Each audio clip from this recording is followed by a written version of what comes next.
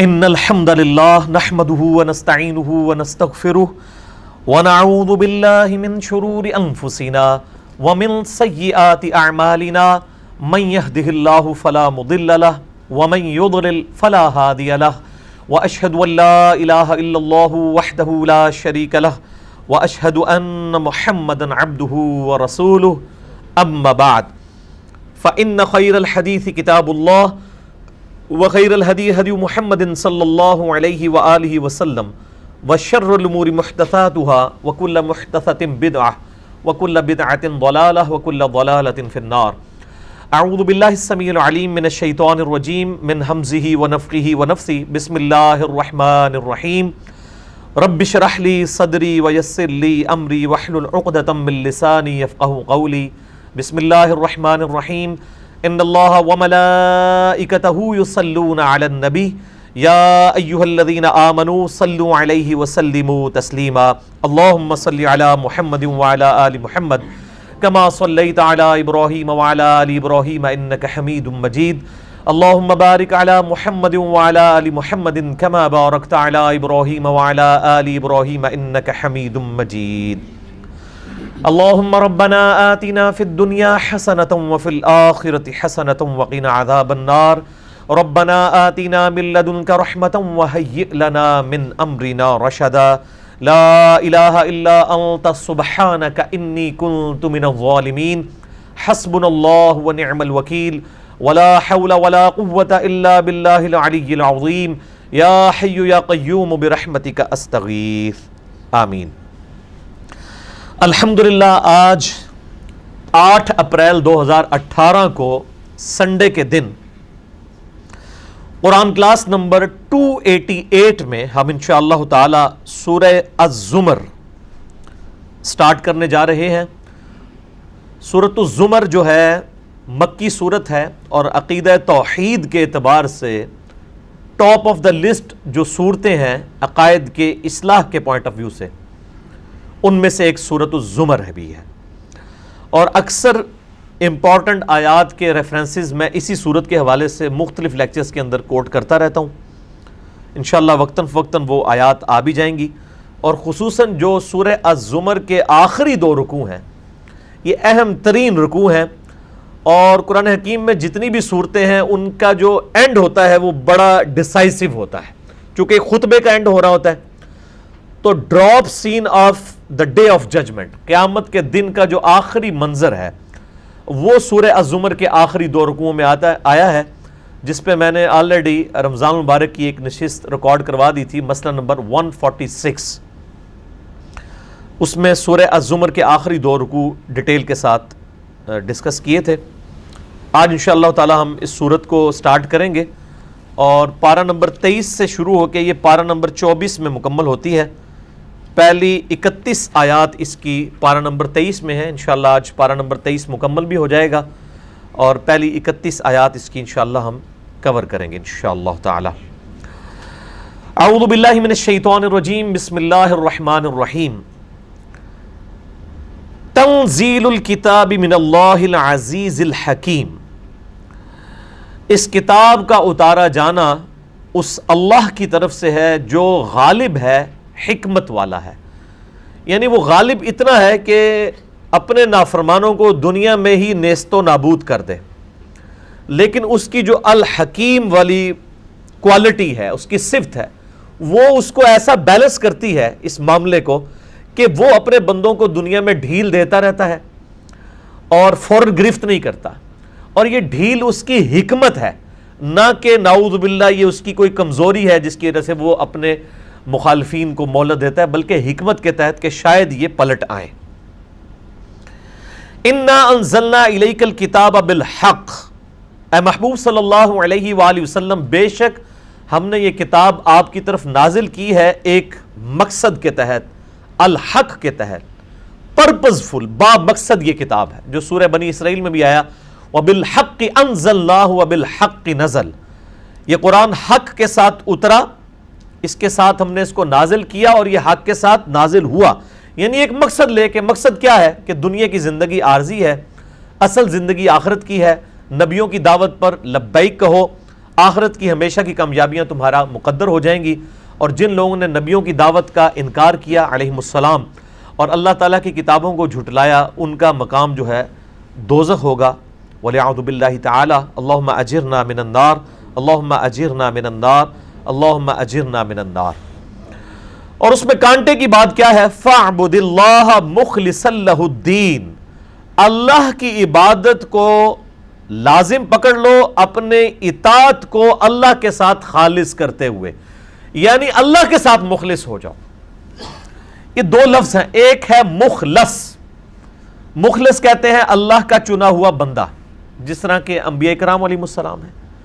ایک لفظ ہے مخلص، اللہ کے لیے اپنا اخلاص، اپنی کمٹمنٹ، ڈیڈیکیشن شو کرنے والا.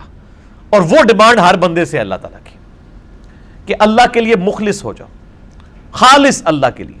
قل ان صلاتي ونسكي ومحياي ومماتي لله رب العالمین. اے محبوب صلی اللہ علیہ وآلہ وسلم فرما دیجئے کہ بے شک میری نماز، میری قربانی، میرا جینا، میرا مرنا سب اللہ کے لیے ہے. تو اس صورت میں یہ لفظ بار بار ریپیٹ ہوگا کہ اپنے دین کو خالص کر لو اللہ کے لیے، عبادت خالص اللہ کے لیے کرو. بار بار توحید کا یہ درس جو ہے ریپیٹ کیا جائے گا. یعنی اللہ تعالیٰ اپنی توحید اور اپنی عبادت میں کسی بھی شخص کو، کسی بھی بڑی سے بڑی ہستی کو شریک کرنے کے لیے تیار نہیں ہے. خالصتاً اللہ کے لیے عبادت کرنی ہے. کوئی جن، کوئی فرشتہ، کوئی پیغمبر کسی بھی حوالے سے اللہ کی عبادت میں، اس کے ساتھ کمٹمنٹ میں شریک نہیں کیا جا سکتا اس نام کے اوپر کہ بھئی یہ ہستیاں بھی تو ہمیں اللہ کے قریب ہی کرتی ہیں، اللہ اللہ کیے جانے سے اللہ نہ ملے گا، اللہ والے ہیں جو اللہ سے ملا دیتے ہیں. اس قسم کے اوٹ پٹانگ قسم کے اشعار پڑھ کے اور اللہ تعالیٰ کی توحید کے اوپر حملے کرنا یہ بہت بڑا جرم ہے. اور اس جرم کے اوپر سخت ترین آیات قرآن حکیم میں جس صورت میں آئی ہیں وہ اسی میں.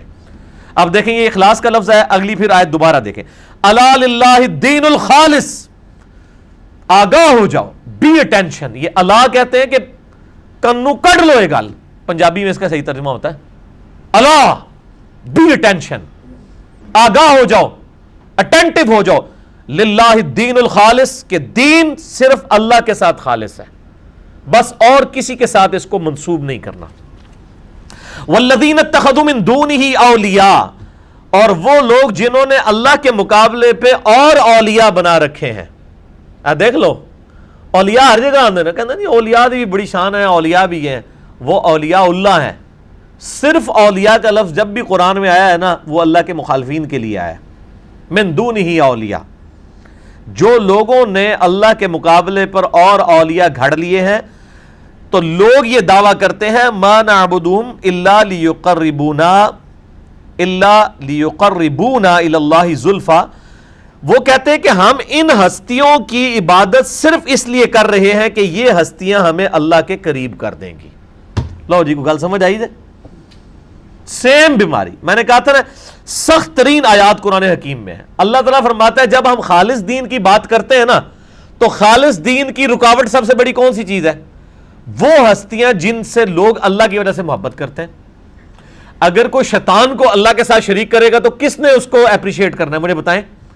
کوئی شیطان کو اللہ کے ساتھ شریک کر رہا ہوگا تو آگے سے سوال کیا جائے یار یہ شیطان کو اللہ کے مقابلے پہ کیوں لا رہے ہو، تو وہ کوئی یہ کہے گا کہ جی ہم تو اس لیے کہہ رہے ہیں تاکہ شیطان کے ذریعے ہم اللہ کا قرب حاصل کر لیں. یہ تو ایکسیپٹنس ہی کو نہیں ہونی پائی. اللہ کے مقابلے پہ وہی ہستیاں ہمیشہ کھڑی کی جائیں گی جو اللہ کی محبوب ہوں گی. پیغمبر، فرشتے. حضرت عیسیٰ علیہ السلام کو، یعنی دنیا میں سب سے ننگا شرک اگر ہوا ہے نا تو وہ نبیوں کے ماننے والوں میں ہوا ہے. عیسائیت کو آپ دیکھ لیں، اتنا ننگا شرک کسی اور نے نہیں کیا کہ انہوں نے کہا begotten son of God, Jesus Christ is begotten son of God. عیسیٰ ابن مریم اللہ کے صلبی بیٹے ہیں. جس طرح مرد و عورت کا تعلق ہوتا ہے نا، اعوذ باللہ من ذالک، صلبی بیٹے. 2.25 ارب عیسائیوں کا یہ عقیدہ ہے آلموسٹ. ان میں سے چلیں آپ کہہ لیں کہ 40% وہ ہیں جو کہ ان کو خود ہی رب کلیم کر رہے ہیں، پروٹیسٹنٹ. اور کیتھولک ان کو کہتے ہیں بیگوٹن سن آف گاڈ. تو اللہ تعالیٰ بات ہے جب آپ ان سے بات کرو گے نا کہ اللہ کے مقابلے پہ یہ ہستیاں کیوں لا رہے ہو، دین تو خالص اللہ کے لیے کرو، تو آگے سے جواب دیں گے ما نعبدہم الا لیقربونا الی اللہ زلفا، ہم تو ان کی عبادت نہیں کر لیں مگر صرف اس لیے کہ یہ ہمیں اللہ کے ہی اور قریب کر دیں گے. او جی یہ بھی تو اللہ نہیں بندے نے نا جی, پیچھے تو اللہ ہی ہے نا جی. یعنی جب ہم کہتے ہیں غیر اللہ کو پکارو, کہتے ہیں نہیں پیچھے تو اللہ ہی ہے نا. جب ہم کہتے ہیں نبی علیہ السلام کی اطاعت کرو, آپ بزرگ پرستی کو چھوڑو, وہ کہتے ہیں جی بزرگاں پیچھے نبی علیہ السلام بھی, اللہ بھی پیچھے تو نبی بھی پیچھے, تو اگے سارے تسی اپنے لین دین بڑھا کے. دیکھیں نا کتنا بڑا ظلم ہے. اللہ اور اس کے رسول صلی اللہ علیہ وآلہ وسلم کی ہستیاں تو آگے فرنٹ پہ ہونی چاہیے تھی, ان کو آپ نے کر دیے پیچھے. وہ مجھے پیر نصیر الدین نصیر صاحب کا جملہ یاد آیا, انہوں نے کتاب لکھی ہے عقیدہ توحید کے اوپر, جس کی وجہ سے پورا مکتبہ فکر پنجے جھاڑ کے ان کے پیچھے پڑ گیا. الجواہر التوحیدیہ فی التعلیمات الغوثیہ, شیخ عبد القادر جیلانی کی کتاب فتوح الغیب کی روشنی میں انہوں نے توحید کی تعلیمات کے اوپر ایک کتاب لکھی. اس میں انہوں نے وہ تو ویسے پورا وہ کتاب اگر یہاں میں پڑھوں نا, یقین کریں تو وہ جس کو کہتے ہیں نا کامیڈی شو لگ جائے گا. اتنے زبردست جملے انہوں نے لکھے ہیں, چونکہ وہ جس کو کہتے ہیں نا گھر کے بندے تھے نا, تو انہوں نے ایک بڑا پیارا جملہ اس میں لکھا. انہوں نے کہا کہ ہم اولیاء کے ساتھ اللہ کا لفظ اس لیے لگاتے ہیں تاکہ اولیاء کو اونچا کریں. کہتے ہیں ویسے تو بیچارے اونچے ہو ہی نہیں سکتے جب تک اللہ کا نام نہ ساتھ لگائیں. کسی انسان کی کیا اوقات ہے, جس شخص کی پیدائش ایک منی کے گندے قطرے سے ہوئی ہے وہ شخص کتنی اونچی پروان بھر سکتا ہے. کہتے ہیں ہم اولیاء کے نام کے ساتھ اللہ کا لفظ لگاتے ہیں تاکہ اولیاء کو اونچا کریں. اولیاء اللہ بن جاتے ہیں, پھر وہ ہو جاتے ہیں اونچے. کہتے ہیں جب وہ تھوڑی سی اونچی پروان ہوتی ہے, پھر ہم اللہ کا لفظ کاٹ کے خالی اولیاء اولیاء اولیاء کہنا شروع کر دیتے ہیں, اللہ پس پش چلا جاتا ہے. اور یہ پریکٹیکلی واقعی ایسے ہو رہا ہے. یعنی جتنی ہستیوں کی آپ کو روب ڈلوا رہے ہوتے ہیں, کس بنیاد پہ یہ روب کلیم کر رہے ہوتے ہیں؟ اللہ کی ذات کی بنیاد پہ کہ جی اللہ نے طاقتیں دی ہیں, اللہ ہی ہے. اور جیسے ہی آپ ان کے سامنے کہیں کہ اللہ سے مانگنا چاہیے, ساتھ ہی ان کے چہرے مرجھانے شروع ہو جاتے ہیں. بھائی اللہ کے نام کی بنیاد کے اوپر ہی آپ نے ان ہستیوں کے اتنے ان کے نام کے اوپر چندے اکٹھے کیے, آپ نے خانقاہیں سجائیں, آپ نے لوگوں کو اپنے ساتھ لگایا انہی ہستیوں کے نام کے اوپر, اور ان کو کیسے اونچا کیا؟ اللہ کا نام لگا کے. اور جب اللہ کی بات کرتے ہیں جس کی وجہ سے آپ نے ان کو اونچا کیا تھا, تو آپ کے چہرے جی تسی ولیاں نہیں مندے جی, تسی بزرگاں نہیں مندے جی, وہ یہ پھر شروع کر دیتے ہیں. اور یہاں پہ بھی دیکھیں اللہ ہمارا ہے, جب ان کو کہا جاتا ہے کہ ان ہستیوں کے پیچھے کو تم پڑے ہوئے ہو, تو وہ کہتے ہیں ہم تو اس لیے چاہتے ہیں کہ یہ ہمیں اللہ کے قریب کر دیں گی. یعنی چاہے عبادت اس شکل میں ہو کہ کسی کی عبادت ڈائریکٹ کی جائے اس کو پوچھ کے, ایک عبادت کی دوسری شکل ہے اس سے مدد مانگنا, ایاک نعبد و ایاک نستعین, کیونکہ الدعاء هو العبادہ. ہم نہیں کہتے کہ مسلمان جو ہیں وہ پیروں فقیروں کو سجدے کر رہے ہیں جا کے خدا سمجھتے ہوئے, تعظیمی کر رہے ہیں, وہ حرام ہے. لیکن جب وہ ان کو مشکل کشائی کے لیے پکارتے ہیں نا, وہاں پہ توحید کی وائلیشن ہو جاتی ہے, کیونکہ ایاک نعبد و ایاک نستعین, عبادت بھی اللہ کی ہے, مدد کے لیے آپ نے اللہ ہی کو پکارنا ہے. اس پہ مسئلہ نمبر 3 ہے میرا, دعا صرف اللہ ہی سے, اور اسی کی ایکسٹینشن ہے مسئلہ نمبر 43, وسیلہ اور توسل کے صحیح احکام و مسائل. جسے شوق ہو تو وہ دیکھیں.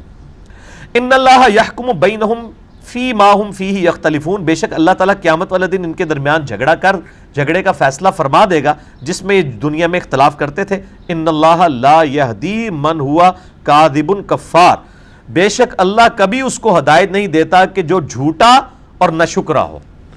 بیسیکلی اللہ کے جو ناشکرے لوگ ہیں نا اور جھوٹے عقائد کے اوپر مبنی وہ اپنی توہمات کو لے کے چل رہے ہیں, ان کو کبھی ہدایت نہیں ملے گی. آپ ان کے سامنے قرآن کی ساری آیات رکھ دیں, ساری حدیث رکھ دیں, کبھی بات ماننے کے لیے تیار نہیں ہوں گے, کیونکہ اللہ تعالیٰ کہتا ہے ہم نے اس کو ہدایت دینی نہیں ہے جو جھوٹے ہیں اور جو ناشکرے ہیں اللہ کے. لو اراد اللہ ان یتخذ ولدا, اگر اللہ کا ارادہ ہوتا ہے کہ کسی کو اپنا بیٹا چن لے, لاصطفیٰ مما یخلق ما یشاء, تو وہ جس کو بھی چنتا تو وہ اپنی مخلوق میں سے ہی چنتا. وہ الہ کبھی نہ مان سکتا, وہ اللہ کی مخلوق ہی ہوتا. آنری طور پہ اللہ تعالیٰ اس کو بیٹا چن لیتا. جیسا کہ جیوز اور کرسچنز کی جو کتابوں میں آپ کو سن آف گاڈ جو ہے وہ اللہ کی مخلوق کے لیے بھی ملے گا. ہم اردو میں بھی ایک جملہ بول رہے ہوتے ہیں کہ مخلوق اللہ کا کنبہ ہے. ہم یہ بھی کہہ رہے ہوتے ہیں نا اللہ کا جی ہے, جو بھی کوئی زندہ چیز ہے. اور یہ یعنی محاورتاً بولنا کوئی غلط نہیں ہے, کیونکہ صحیح مسلم کے اندر اوپر تلے کئی ایک احادیث ہیں کہ نبی علیہ السلام فرماتے ہیں کہ قیامت والے دن اللہ تعالیٰ اپنے بندوں سے کہے گا کہ میرے بندوں میں بیمار تھا, تم نے میری بیمار پرسی کیوں نہیں کی؟ تو لوگ کہیں گے اللہ تو بیمار ہی نہیں ہوتا. اللہ تو فرمائے گا میرا فلاں بندہ بیمار تھا, تم نے اس کی عادت بھی نہیں کی جا کے. یعنی یہ صلہ رحمی کے پوائنٹ آف ویو سے بات ہو رہی ہے. حالانکہ اللہ تعالیٰ بیمار نہیں ہوتا لیکن اللہ تعالیٰ اس کو تشبیہ دیتا ہے. اس طرح جیوز اور کرسچنس کی جو بک ہیں اولڈ ٹیسٹمنٹ نیو ٹیسٹمنٹ، اس میں آپ کو یہ مخلوق کے اعتبار سے جو فادر ملے گا نا، حضرت عیسیٰ علیہ السلام کی احادیث بھی اس میں ملیں گی کہ وہ کہتے ہیں میں اپنے آسمانی خدا سے کہوں گا، میں اپنے آسمانی باپ سے کہوں گا. وہ باپ ان معنوں میں نہیں ہوتا، وہ کنبے کے معنوں میں ہوتا ہے. جیسے رب کا لفظ، رب کس کو کہتے ہیں؟ پالنے والے کو. قرآن میں رب کا لفظ جو ہے وہ بادشاہ کے لیے بھی، باپ ماں باپ کے لیے بھی استعمال ہوا ہے. رب ارحمہما کما ربیانی صغیرا، اے اللہ ان دونوں پر رحم فرما جس طرح بچپن میں انہوں نے مجھے پالا تھا. سیدنا یوسف علیہ السلام کے بارے میں سورہ یوسف میں آتا ہے کہ ایک خواب والے کو انہوں نے تعبیر بتائی کہ تم میں سے ایک شخص اپنے رب کو شراب پلائے گا. تو رب سے مراد آقا، پالنے والا. تو ماں باپ ظاہر اولاد کے لیے رب کا درجہ رکھتے ہیں، لیکن ایک رب وہ الرب، وہ تو ایک سپیریئر رب اور ایک پالنے والے کے معنوں میں. تو اللہ تعالیٰ ماتا ہے اگر ہم نے کسی کو اپنی اولاد چننا ہوتا تو مخلوق میں سے ظاہر چنتا، کیونکہ لم یلد ولم یولد سبحانہ، لیکن وہ تو پاک ہے. هو اللہ الواحد القہار، وہ اکیلا ہے اور سب پہ چھایا ہوا ہے. یہ اس کی گہرائی آپ میں جب کھولوں گا تو آپ کو سمجھ آئے گی کہ اس جملے کے اندر کیا قیامت مضمر ہے. اللہ فرماتا ہے کہ اللہ تعالیٰ نے اپنا اگر بیٹا چننا ہوتا مخلوق میں سے کسی کو چن لیتا، لیکن مسئلہ یہ ہے کہ سبحانہ وہ تو پاک ہے. پاک کس چیز سے؟ ہر عیب سے. انسان کے ساتھ ایک عیب ایسا جڑا ہے جس کی وجہ سے اسے اولاد کی ضرورت ہے، اور وہ عیب ہے موت. اس سے یہ خواہش ہوتی ہے کہ میرے مرنے کے بعد میرا مشن کوئی آگے لے کے چلے، اور یہ انسان کی بنیادی خواہش ہے. حتیٰ کہ پیغمبر اس خواہش سے آزاد نہیں ہے. حضرت زکریا علیہ السلام نے کیا دعا کی تھی؟ اللہ مجھے اولاد دے، میں بوڑھا ہو چکا ہوں، مجھے تو اپنا کوئی وارث ہی نہیں آگے نظر آ رہا جو اولاد یعقوب کا وارث ہو، جو ہماری تعلیمات کو آگے لے کے چلے. پھر اللہ تعالیٰ نے حضرت یحییٰ علیہ السلام کی بشارت دی. خود ہمارے محبوب صلی اللہ علیہ وآلہ وسلم کے جب بیٹے فوت ہوئے تو کافروں نے کہا دیکھو اس کا تو آگے کوئی مشن لے کے چلنے والا ہی نہیں. تو اللہ نے کیا کہا؟ انا اعطیناک الکوثر فصل لربک وانحر ان شانئک هو الابتر. آپ کا بیٹا تو کوئی نہیں ہوگا لیکن آپ کا دشمن دم کٹا ہوگا. اللہ تعالیٰ آپ کو لاکھوں روحانی بیٹے دے گا جو آپ کا مشن آگے لے کے چلیں گے. اتنے بیٹے تو کسی پیغمبر کو نہیں ملے کہ آج پیغمبر کو دنیا سے گئے آلموسٹ 1450 سال ہونے والے ہیں، لیکن دنیا میں چلے میں کروڑوں تو نہیں دعویٰ کرتا، لاکھوں لوگ ایسے موجود ہیں جو اسی توحید پر ہیں جو نبی صلی اللہ علیہ وآلہ وسلم اپنی مبارک زندگی میں اپنے اصحاب کو دے کے گئے ہیں. اور دوسری طرف آپ دیکھ لیں موسیٰ علیہ السلام صرف 40 دن کے لیے کوہ طور پہ گئے ہیں، 70,000 اصحاب آپ کے بچڑے کو خدا بنا کر مرتد ہو گئے. وہاں پہ 40 دن کا گیپ، وہ بھی فوت نہیں ہوئے، صرف گئے تھے، پیچھے انہوں نے کام ڈال دیے. اور یہاں پہ 1500 سال ہونے والے ہیں اور لوگ اسی توحید کے اوپر قائم ہیں. تو یہ تو اللہ تعالیٰ نے اپنے نبی علیہ السلام کو ایک ایسی فضیلت دی ہے باقی پیغمبروں پہ. اسی لیے اس امت کی فضیلتیں ہیں نا کہ یہ امت اس تعلیم کو لے کے، اور قیامت تک یہ امت اسی طریقے سے قائم رہے گی. نبی علیہ السلام نے فرمایا قیامت تک، بخاری و مسلم کی حدیث ہے کہ میری امت کا ایک گروہ قیامت تک حق پر قائم رہے گا اور کوئی نقصان پہنچانے والا ان کو نقصان نہیں پہنچا سکے گا. بڑے بڑے فتنے آئیں گے لیکن وہ اس دین پر ڈٹے رہیں گے جو میں نے دیا ہے. اور حقیقت بات ہے، یعنی حکومتی لیول کے اوپر کس قسم کی سازشیں ہوئی اسلام کے خلاف، اسلام کے نام کے اوپر. اس وقت بھی میجارٹی میں وہی لوگ ہیں جو اسلام کا بگڑا ہوا حلیہ لے کے چل رہے ہیں، لیکن اس کے باوجود جو صحیح توحید اور کتاب و سنت کی تعلیمات جن لوگوں نے تھامی ہوئی ہے نا، وہ اپنے معاملات میں اتنے کانفیڈنٹ ہیں کہ ان کو کوئی ٹس سے مس نہیں کر سکتا. حالت یہ ہے کہ ان کی اپنی اولادیں آگے سے گمراہ ہو رہی ہیں بقول ان کے، لیکن ان کو کوئی نہیں ہٹا سک رہا، اس لیے کہ ان کو تو پتہ ہے ہم کتاب کے اوپر ہیں، بکش مسلمان ہیں. بکش اور نان بکش مسلمان کا فرق پہ میرا کلپ دیکھ لیں، سنی اور ٹنی میں فرق، یوٹیوب پہ جا کے لکھیں تو آپ کو پتہ چل جائے گا. تو اللہ تعالیٰ فرماتا ہے چونکہ اللہ پاک ہے کہ اسے موت نہیں آنی، چونکہ موت نہیں آنی تو اسے بیٹے کی کوئی خواہش ہی نہیں ہے. پھر الواحد، وہ اکیلا ہے. القہار، اپنے بندوں پہ چھایا بھی ہوا ہے. جو اکیلا ہے، چھایا بھی ہوا ہے، موت بھی نہیں اسے آنی، اسے بیٹے کی کیا ضرورت ہے. یہ ہے اس کی ڈیٹیل. خلق السماوات والارض بالحق، اس نے آسمانوں اور زمین کو پیدا کیا پرپسفل، با مقصد. یکور اللیل علی النہار، وہی کھینچ لاتا ہے، لپیٹ لاتا ہے رات کو دن پر. ویکور النہار علی اللیل، اور دن کو لے آتا ہے رات کے اوپر. وسخر الشمس والقمر، اور اسی نے سورج اور چاند کو کام میں لگا دیا. آپ دیکھ لیں انسانیت کی خدمت میں معمور ہیں یہ ساری مخلوقات. کل یجری لاجل مسمى، اور یہ ہر ایک اپنی مقررہ میعاد تک چل رہا ہے، یعنی ہر ایک کو موت آنی ہے، جتنی بھی مخلوقات ہیں، چاہے سورج ہے، چاند ہے، جتنی بھی مخلوقات ہیں. اللہ هو العزیز الغفار، آگاہ ہو جاؤ وہ غالب ہے لیکن بہت بخشنے والا ہے. غالب اتنا ہے کہ نافرمانوں کو فوراً پکڑے، لیکن اس کی بخشش والی کوالٹی اتنی ڈومیننٹ ہے کہ ڈھیل دیتا ہے. جو بخاری اور مسلم کی حدیث ہے کہ نبی علیہ السلام فرماتے ہیں اللہ تعالیٰ نے اپنی مخلوقات کی پیدائش سے پہلے اپنے پاس عرش پہ یہ عبارت لکھ لی تھی کہ میری رحمت میرے غضب پر سبقت لے جانے والی. خلقکم من نفس واحدہ، اس نے تمہیں ایک جان سے یعنی آدم علیہ السلام سے پیدا کیا. ثم جعل منها زوجها، پھر آدم سے ہی اس کا جوڑا پیدا کیا یعنی پسلی سے، بخاری مسلم میں آتا ہے اما حوا کو پیدا کیا. وانزل لکم من الانعام ثمانیہ، اور اس نے تمہارے لیے اتارے 8 جانوروں کے جوڑے، یعنی یہ 8 کا جوڑا بن گیا، 4 جوڑے ہیں نر اور مادہ ملا کے 8. کون کون سے؟ بکری اور بکرا، اسی طریقے سے دوسرا جوڑا جو ہے وہ بھیڑ کا، تیسرا گائے کا، اور چوتھا اونٹ کا، جو سورۃ الانعام میں آیا. یخلقکم فی بطون امہاتکم، وہ پیدا کرتا ہے تمہیں تمہارے ماؤں کے پیٹوں میں، خلقا من بعد خلق، بتدریج تخلیق کو. وہ سٹیجز پوری سورۃ المومنون میں بھی آئی ہیں، جس پہ میرا آپ مسئلہ نمبر 149 ریکارڈڈ ہے کہ وہ کون سی سٹیجز سے انسان جو ہے وہ ماں کے پیٹ میں گزرتا ہے. بعد خلق فی ظلمات 3، 3 اندھیروں کے اندر، یعنی ایک تو یوٹرس کی وال ہے، پھر اس کے باہر گوشت ہے، اور پھر باہر کی کھال ہے. کس طرح اللہ تعالیٰ 3 اندھیروں کے اندر انسان کی تخلیق کرتا ہے ماں کے پیٹ میں. ذالکم اللہ ربکم، یہ ہے تمہارا اللہ، تمہارا رب. لہ الملک، اسی کی بادشاہت ہے. لا الہ الا ہو، نہیں کوئی معبود سوائے اس کے. بھائی اللہ وہ ہے جو ماں کے پیٹ میں تمہیں پیدا کرتا ہے، وہی تمہارا معبود ہے، وہی تمہارا مشکل کشا ہے. جب وہ ہے، اس طرح کی کوالٹیز کسی اور میں ہے کہ تم کہتے ہو کہ وہ ہمیں اللہ کے قریب کر دیں گے. یہ اسی کانٹیکسٹ میں بات چل رہی ہے. لا الہ الا ہو فانا تصرفون، وہی اکیلا تمہارا معبود ہے، تو کہاں پر تم منہ پھیرے جا رہے ہو. ان تکفروا فان اللہ غنی عنکم، یہ آیت میں نے کئی دفعہ کوٹ کی ہے، سورہ الزمر کی آیت نمبر 7. خصوصاً میں نے مسئلہ تقدیر پہ جو لیکچر دیے تھے، مسئلہ 104ABC، اس میں پیوٹ تھی میری گفتگو اس کے اوپر. یہ اکثر لوگ کہتے ہیں کہ جی اللہ نو ساڑیاں نمازاں نہیں چاہیے دیا. جی اللہ کو ہماری نمازیں نہیں چاہیے. بھئی اللہ نے کب کہا ہے کہ مجھے نمازیں چاہیے؟ تمہیں تمہارے لیے نمازیں چاہیے. کہتے ہیں جی اللہ کو تو کسی چیز کی پرواہ نہیں ہے. بھئی اللہ نے کب کہا ہے کہ پرواہ نہیں کا مطلب یہ ہے کہ تم میرے نافرمان ہو جاؤ.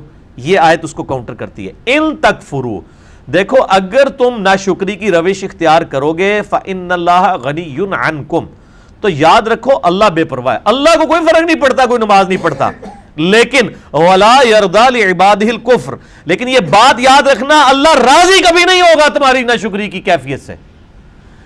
یعنی اگر اللہ کہہ رہا ہے نا مجھے پرواہ نہیں ہے، اس کا مطلب کوئی یہ نہ نکال لے کہ وہ چھوڑ دے گا اس کو. نا نا نا نا نا نا، پکڑوں گا اسے، چھوڑوں گا نہیں. وَإِن تَشْكُرُوا، اور اگر تم شکر گزاری کی روش اختیار کرو گے، يَرْضَهُ لَكُمْ، پھر اللہ تم سے راضی ہو جائے گا. یہی اللہ تعالیٰ تمہارے لیے پسند کرتا ہے. اور یہ بات یاد رکھنا، وَلَا تَزِرُ وَازِرَةٌ وِزْرَ أُخْرَى، کوئی جان اٹھانے والی، بوجھ اٹھانے والی جان کسی دوسرے کا بوجھ نہیں اٹھائے گی. ہر شخص نے اپنے نامہ اعمال کا وزن خود ہی قیامت والے دن اٹھانا ہے. کوئی یہ نہیں کہہ سکتا کہ میرے گناہوں کا بوجھ جو ہے وہ فلاں حضرت صاحب اٹھا لیں گے، فلاں میرے پیر صاحب اٹھا لیں گے، فلاں جو ہے وہ نبی میرے گناہوں کا بوجھ اٹھا لیں گے. ایسا نہیں ہے، ایسی کوئی تعلیمات نہیں ہے. ثم الی ربکم مرجعکم، اس کے بعد تمہیں لوٹ کر تمہارے رب کی طرف جانا ہے. فینبئکم بما کنتم تعملون، وہ تمہیں بتا دے گا جو تم دنیا میں اعمال کیا کرتے تھے. انہ علیم بذات الصدور، بے شک اللہ تعالیٰ سینوں کے چھپے ہوئے رازوں کو بھی جاننے والا ہے. میرے بھائیو، ابھی حال ہی میں نے ایک لیکچر بھی ریکارڈ کرایا، مسئلہ نمبر 196، فکر آخرت کے حوالے سے. کاش میں دنیا میں واپس جا سکتا. سورہ السجدہ کی میں نے 11 آیات اس میں کور کی ہیں. اس میں بھی میں نے کراس ریفرنس کے طور پہ یہ آیت کوٹ کی تھی اور اس پہ ڈیٹیل گفتگو کی تھی. آج میں ڈیٹیل میں نہیں جاؤں گا چونکہ آلریڈی میں نے لیکچرز ریکارڈ کروا دیے ہیں. اس طرح ہم ہر دفعہ اگر ان آیات پہ ڈیٹیل بولیں تو پھر ہمارا یہ ترجمہ کلاس اس چیز کی متحمل نہیں ہے کہ ہماری قرآن کلاسز مکمل ہوں. وَإِذَا مَسَّ الْإِنسَانُ ضُرٌّ دَعَا رَبَّهُ مُنِيبًا إِلَيْهِ، اور جب انسان کو کوئی تکلیف پہنچتی ہے تو وہ اپنے رب کو پکارتا ہے بڑے رجوع کے ساتھ. بڑی لمبے ہاتھ اٹھا کے اللہ کی طرف متوجہ ہوتا ہے. ثم اذا خولہ نعمۃ منہ، جب ہم اسے اپنی طرف سے نعمت عطا کر دیتے ہیں، نسی من کان یدعو الیہ من قبل، تو وہ ایسا بھول جاتا ہے جیسا کہ اس نے کبھی ہمیں پکارا ہی نہیں تھا. یہی ہوتا ہے. یعنی دنیا میں لوگ اللہ کو پکارتے ہیں، اللہ تعالیٰ مصیبت پریشانی حل کر دیتا ہے، اس کے بعد وہ یا تو اور ہستیوں کی طرف اس تکلیف کے دور کرنے کو منسوخ کرنا شروع کر دیتے ہیں، یا وہ کہتے ہیں جی میری تو پلاننگ ہی بڑی چنگی سی، دیکھو نا میں اس ٹائم بڑا منو سمجھ آ گئی سی کیا ہونا ہے تو میں کر لیا سی. تو انہوں اللہ کا بندہ جنی مرضی سمجھ آ جائے، اللہ کے سامنے تو اتنے فیکٹرز ہیں کہ کسی بھی انسان کو کسی بھی وقت وہ آنے واحد میں ہیرو سے زیرو اور زیرو سے ہیرو کر دیں، اس کے لیے کوئی مسئلہ ہے. یعنی انسان کی ساری پلاننگز دھری رہتی ہیں. جیسا کہ مولا علی رضی اللہ تعالیٰ عنہ علیہ السلام کا قول ہے کہ میں نے اپنے ارادوں کے ٹوٹنے سے اپنے رب کو پہچانا ہے. یعنی میں پورا ارادہ کر لیتا ہوں، سارے کے سارے سرکمسٹانسز فیوریبل ہوتے ہیں میرے لیے، ڈن، اچانک پتہ ہی نہیں چلتا کہ یہ کیا ہو گیا. ایسا ہو جاتا ہے میرے بھائیوں. اور یہی چیزیں بیسیکلی اللہ تعالیٰ اپنا آپ انسان کو دکھاتا ہے کہ کوئی شخص اللہ تعالیٰ سے کبھی بھی آزاد نہیں ہو سکتا. حتیٰ کہ آپ دیکھ لیں سورۃ الکہف میں آیا کہ اے نبی علیہ السلام کبھی ایسا نہ ہو کہ آپ یہ ایک بات کہیں کہ میں کل یہ کام کروں گا اور آپ انشاءاللہ نہ کہیں. ایسا کبھی نہیں ہونا چاہیے. انشاءاللہ کے ساتھ کہنا ہے. اگر وقت کے پیغمبر کو یہ بات کی جا رہی ہے، ہمارے محبوب صلی اللہ علیہ وآلہ وسلم کو، کہ آپ نے کبھی مستقبل کے بارے میں انشاءاللہ کے بغیر بات نہیں کرنی، کبھی نہیں کرنا ہے میں کام کروں گا، مگر یہ کہ انشاءاللہ ماشاءاللہ کے ساتھ. کیونکہ انسان تو صرف ان فیکٹرز کو دیکھ رہا ہوتا ہے نا جو آپ کے سامنے ہے. ہم نے کئی بار چیزیں دیکھی ہیں، ہر فیکٹر کاؤنٹر کرتے ہیں. میرے جیسا تو وہمی بندہ کوئی شاید چھوڑتا ہی نہیں ہے، پھر بھی کچھ کوئی نہ کوئی پاک نکل آتی ہے بیچو. کیوں نکل آتی ہے؟ انسان کبھی آزاد نہیں ہوتا اللہ سے، اس کی تقدیر سے کبھی آزاد نہیں ہو سکتا. اسی لیے الحمدللہ عرصہ دراز سے ہم اپنی پوری ایفرٹ کر کے اس کے بعد اللہ پر ہی توقع رکھتے ہیں. اور میں یعنی جتنا اپنے دنیاوی معاملات میں یا دین کے کام میں ریسورسز کو مینیج کرنے میں وہمی ہوں نا، اس سے زیادہ میں الحمدللہ عرصہ دراز سے اللہ کے بارے میں وہمی ہوں کہ جب کچھ میں سب کچھ کر لیتا ہوں نا، اور مجھے سب سے زیادہ جس چیز کی ٹینشن ہوتی ہے نا وہ اللہ کی ہوتی ہے کہ اللہ تعالیٰ کو رکاوٹ نہ ڈال دے. اللہ کی طرف متوجہ رہتا ہوں ہر معاملے میں. اور اس کا میں نے پھر پازیٹیو رزلٹ دیکھا ہے کہ میرے بگڑے ہوئے کام جس میں نے کئی چیزیں اوور لک کی بھی ہوتی ہیں، وہ پھر اللہ نے سنبھالی ہوتی ہیں، وہ خود بخود ریزالو ہونی شروع ہو جاتی ہیں. پتہ ہی نہیں چلتا کہ کہاں سے اللہ تعالیٰ معاملات کو سیدھا کرتا ہے. وَمَن يَتَّقِ اللَّهَ يَجْعَل لَّهُ مَخْرَجًا وَيَرْزُقْهُ مِنْ حَيْثُ لَا يَحْتَسِبُ. یہ قرآن کی آیت ہے سورہ طلاق کی. جو کوئی اللہ پر تقوی اختیار کرے گا ہم اس کو وہاں سے رزق دیں گے کہ اسے گمان بھی نہیں ہوگا. ان اللہ بالغ امری، اللہ تعالیٰ اپنے کاموں کو پورا کر کے رہتا ہے. اللہ نے جو ارادہ کر لیا نا جس کام کو بلوغت تک لے کے جانے کا وہ اس نے کر دینا ہے. لیکن قد جعل اللہ لکل شیء قدرا، لیکن ہر چیز کے لیے اللہ نے ایک اندازہ مقرر کر رکھا ہے. یعنی جب وہ وقت آئے گا نا تبھی وہ معاملات ہونے ہیں، اس سے پہلے نہیں ہو سکتے. آپ جتنا مرضی ٹل لگا لیں، جس چیز کا جو وقت ہے وہ اسی وقت پہ ہونا ہے. تو اللہ تعالیٰ فرماتا ہے کہ یہ جب ہم ان کو عطا کر دیتے ہیں پھر یہ فوراً اللہ کو بھول جاتے ہیں. وہ میں اگلے دن وہ قاسم علی شاہ صاحب کی ایک ویڈیو دیکھ رہا تھا، انہوں نے بڑی اچھی بات کی واسف علی واصف صاحب کے حوالے سے. وہ کہہ رہے تھے کہ وہ بتا رہے تھے کہ اللہ کی طرف آپ کی توجہ اور توکل کا لیول کیا ہونا چاہیے. ایک تو وہ توکل ہے جو ہمیں واعظین کی تقریروں میں نظر آتا ہے، ان کی کتابوں میں نظر آتا ہے. پریکٹیکلی وہ 1% اللہ پہ توکل نہیں کرنے والے ہوتے ہیں. اگر اللہ پہ توکل ہو تو وہ اپنے چاہنے والوں اور مریدین سے چندے اکٹھے نہ کر رہے ہوں اور ایک ایک چیز کی ٹینشن کر رہے ہوں، تو وہ ایسے معاملات نہیں ہوتے. وہ میرے ایک دوست ہیں، یہ واقعہ آپ نے یاد رکھنا ہے، میں دوبارہ آپ کو قاسم علی شاہ صاحب والا بعد میں سناتا ہوں. جو مجھے ایک اور واقعہ یاد آیا. میرے ایک دوست ہیں تو وہ کہتے ہیں کہ میرے ساتھ ایک پیر صاحب کے بیٹے جو ہے نا وہ کالج میں پڑھتے تھے، تو وہاں پہ کافی وہ عرس وغیرہ لگتا تھا، بڑے دور دراز سے لوگ آتے تھے. تو کہتے ہیں کہ وہ جب جن دنوں میں عرس ہوتا تھا نا تو وہ پولیس کو بار بار فون کر رہے ہیں کہ جناب سیکیورٹی کا بڑا خیال رکھنا ہے لوگوں دی جی. یعنی یہ لوگ آتے ہیں، پچھلی بار بھی آیا ہو گیا سی کی ہویا سی جیب کٹ کی تھی. میں نے نہیں دیکھا کہ پیر خانے پہ یا کوئی عرس پہ لوگ جا رہے ہوں، لوگ ان کو وہاں پہ مار رہے ہوں کہ یہاں ادھر کیا کرنے آئے ہیں. وہ تو بیچارے بڑے کمزور لوگ ہیں جو عرسوں کے خلاف ہیں، نہ ان کے پاس یہ کیپیبلٹی کہ وہ مارنے والے تو دوسری پارٹی ہیں. تو کہتا ہے میں نے اس کو کہا یار تم اتنی ٹینشن کو لیتے ہو، مطلب جو آ رہا ہے اس کو کہنا ہے جی اللہ تو بندے ہوئے جیبا کٹ جائیں گے سانو کہ دین گے تھے آگے. یہ اس نے خود بول کے کہا، اس نے کہا ہمارے مریدین کی اگر جیبیں کٹ گئیں تو یہ ہمیں کیا دیں گے، تو ہمیں ان کی جیبوں کی زیادہ فکر ہوتی ہے. اور مریدین اس نیت سے جا رہے ہیں کہ پیر صاحب جو ہے نا وہی ہماری حفاظت کرنے والے ہیں، اور پیر صاحب آپ کی جیب کی حفاظت کے لیے خود پولیس کے محتاج ہیں. آپ اندازہ کر لیں. اور وہ قاسم علی شاہ صاحب کہنے لگے کہ وہ واصف علی واصف صاحب ایک مجلس میں فرما رہے تھے کہ اللہ کے بندوں میں اور دنیا داروں میں کیا فرق ہوتا ہے. وہ کہتے ہیں اللہ کے بندے جو ہوتے ہیں نا ان کو کوئی اگر پتھر بھی مار دیتا ہے نا آ کے تو ان کو پتھر مارنے پر بھی غصہ نہیں آتا، وہ اوپر دیکھ کہتے ہیں یا اللہ خیر ہے، کوئی غلطی ہوگی. کیوں؟ یہ حقیقت بات ہے کہ فاعل حقیقی اللہ ہے. یہ ذہن میں رکھیے گا. آپ کو جو مخلوق کی طرف سے تکلیف بھی پہنچتی ہے نا اس کا فاعل حقیقی بھی اللہ ہے، کیونکہ جو ہزاروں تکلیف کے درمیان ہرڈل بنا ہوا ہے اسی نے اجازت دی ہے نا کہ چلو ایک چونڈی انہوں وڈ لے جائے، کیونکہ ہزاروں تکلیفیں تو اس نے آلریڈی بلاک کی ہوئی ہیں، ہمیں تو پتہ ہی نہیں کہ کہاں کہاں سے. آپ نے اگر یہ چیز دیکھنی ہے تو آپ حیران ہوں گے کہ چھوٹے بچوں کا بڑا ہو جانا یہ معجزے سے کم نہیں ہے. بچے جس طرح اندھوں کی طرح بھاگتے ہیں، ایک کن پٹی پہ صرف ایک جو ہے کارنر لگنے کی مار ہے نا بچے کی ڈیتھ، بڑا بندہ مر جاتا ہے. کس طرح بستروں سے گرتے ہیں، جا کے کبھی کہیں گرتے ہیں، سیڑھیوں سے نیچے گر جاتے ہیں، کہیں جا کے لگتے ہیں، کبھی کچھ ٹوٹ جاتا ہے، کبھی ادھر آنکھ کے قریب بندہ کہتا ہے اوہ شکر ہے جی بس نیڑے ہی نیڑے بچا ہے، اور اللہ سے بچو اللہ نے بچایا ہوتا ہے. ہمیشہ ہی بچ جاتا ہے بندہ. کتنے بچوں کی آنکھیں نکل جاتی ہیں بچپن میں، ورنہ تو آدھے ادھر جو ہیں وہ کانے ہی بیٹھے ہوئے ہوں. یہ اللہ نے بڑے کیے ہوتے ہیں. یہ اللہ قرآن پاک میں آیات ہیں، اللہ فرماتا ہے کہ ہم نے فرشتے معمور کیے ہوئے انسانوں کی حفاظت کے اوپر. یہ ساری چیزیں اللہ لے کے چل رہا ہوتا ہے. لیکن اللہ فرماتا ہے جب ہم تکلیف دور کر دیتے ہیں پھر کہتے ہیں یہ تو کوئی کہہ دیتا ہے بزرگوں نے کیا ہے، کوئی کچھ کہہ دیتا ہے، کوئی کچھ کہہ دیتا ہے. وہ ایک مجھے لطیفہ یاد آ گیا. وہ ایک بندہ جو ہے وہ سمندری طوفان میں پھنس جاتا ہے، اور جب وہ ڈوبنے لگتا ہے تو کہتا ہے یا اللہ منو بچا لے، میں دیکھ دیا گا تیرے نا دی. ٹھیک ہے جی، تو وہ اللہ تعالیٰ بچا لیتا ہے. تو وہ پھر کنارے آ کے کہنا جی وہ تو پھر ظاہر ہے اس نے مکر ہی جانا ہوتا ہے. جو اللہ تعالیٰ فرماتا ہے کہ جب ہم ان کی تکلیف دور کرتے ہیں پھر یہ بھول جاتے ہیں ہمیں. تو کنارے پہ پہنچ کے کہتا ہے کیڑی دیگ، کوئی دیگ شیک نہیں ہو.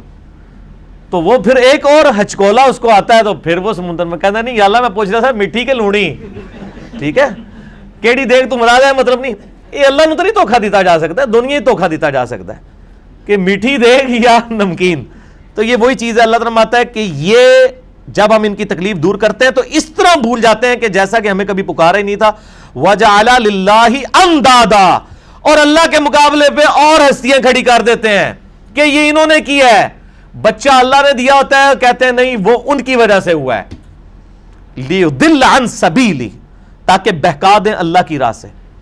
حقیقت بات ہے کہ یہ شیطان انسان کے دل میں یہ وسوسہ ڈالتا ہے کہ یہ فلاں کی وجہ سے ہوا ہے.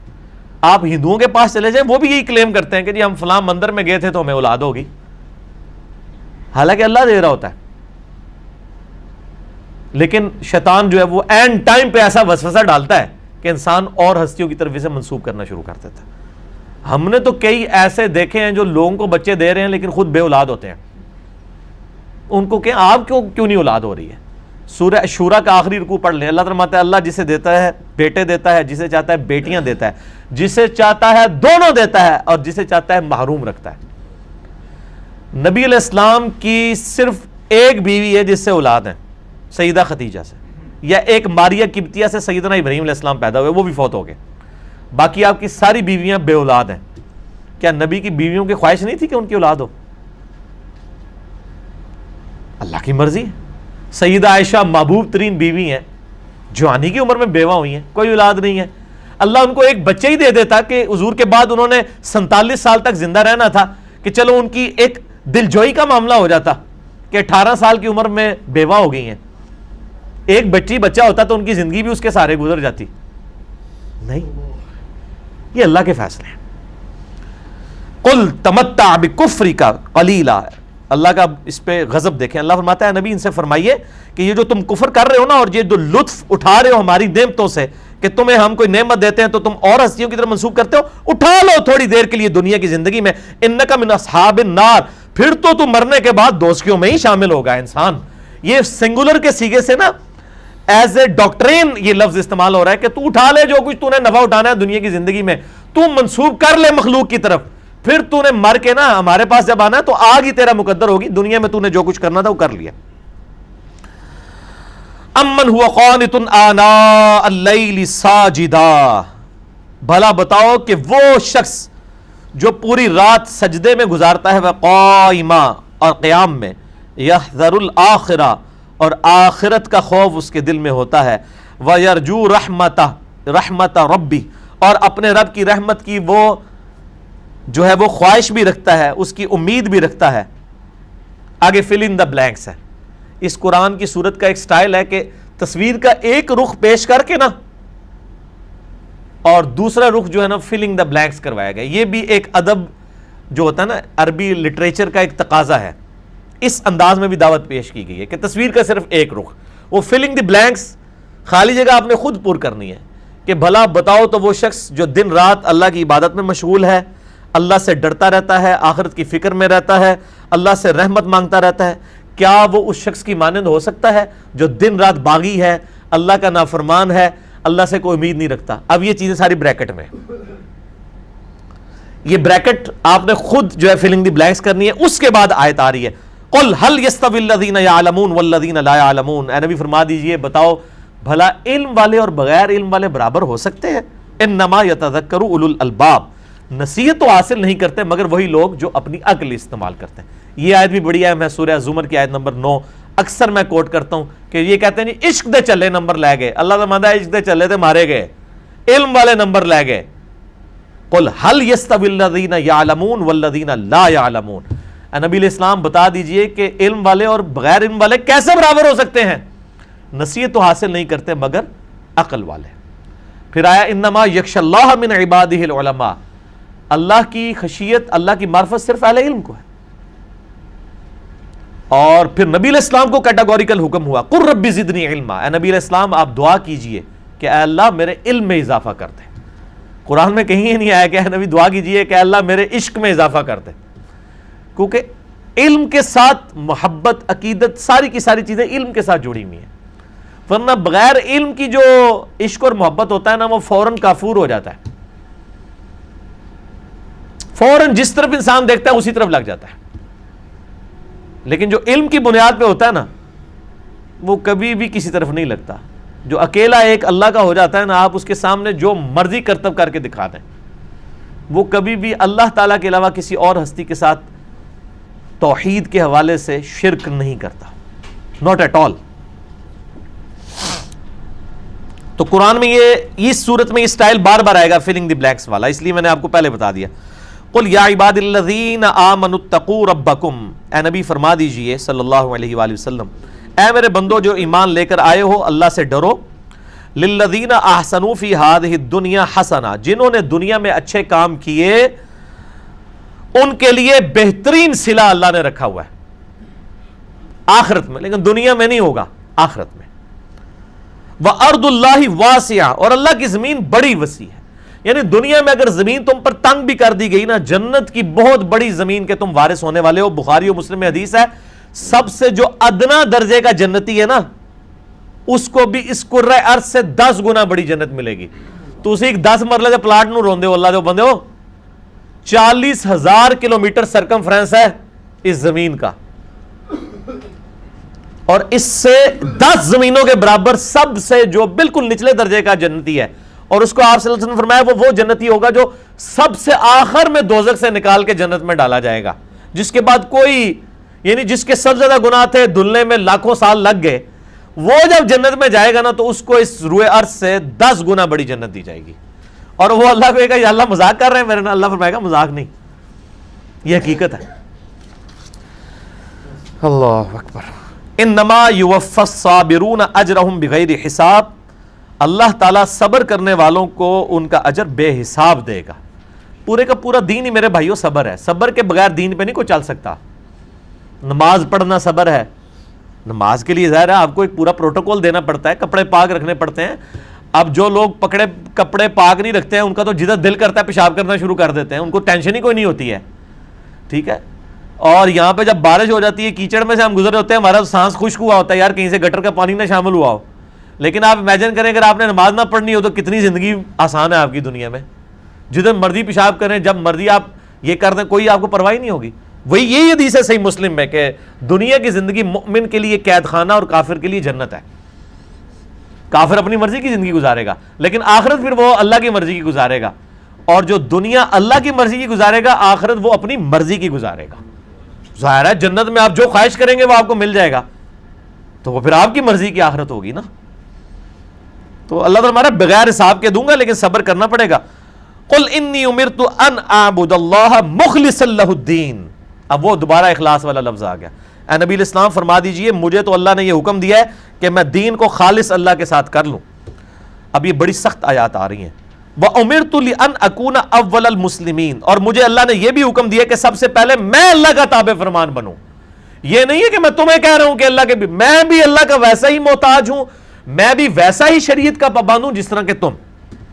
قُلْ إِنِّي أَخَافُ إِنْ عَصَيْتُ رَبِّي عَذَابَ يَوْمٍ عَظِيمٍ. اے نبی علیہ السلام فرما دیجئے کہ مجھے تو خود اس بات کا خوف لگا رہتا ہے کہ اگر میں نے بھی اپنے رب کی نافرمانی کی تو بڑے دن کا عذاب مجھے بھی آ پکڑے گا.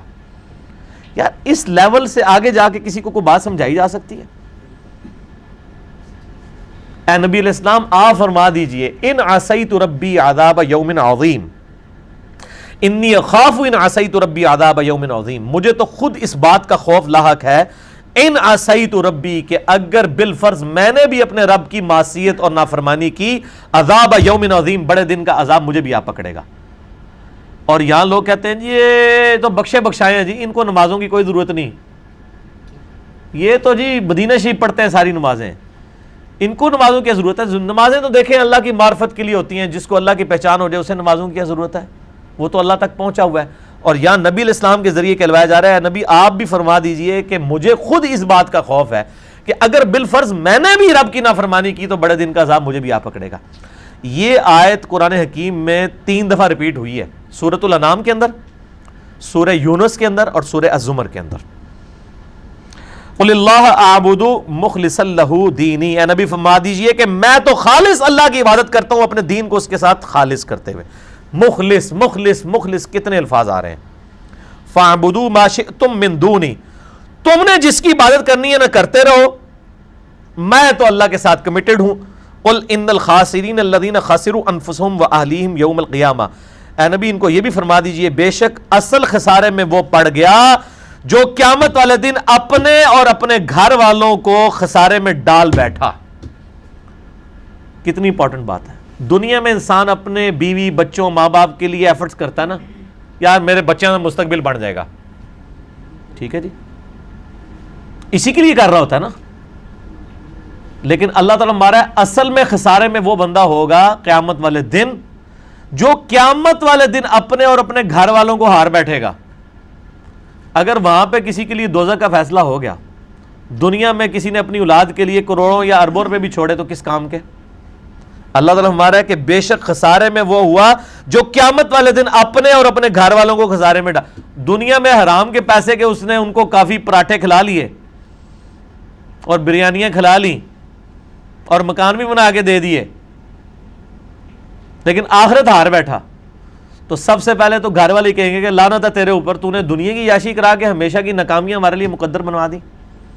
حتیٰ کہ قرآن حکیم میں آتا ہے کہ انسان کہے گا کہ مجھ سے میرے ماں باپ بیوی بچے اولاد سب لے لی جائے، اے اللہ مجھے چھوڑ دیا جائے.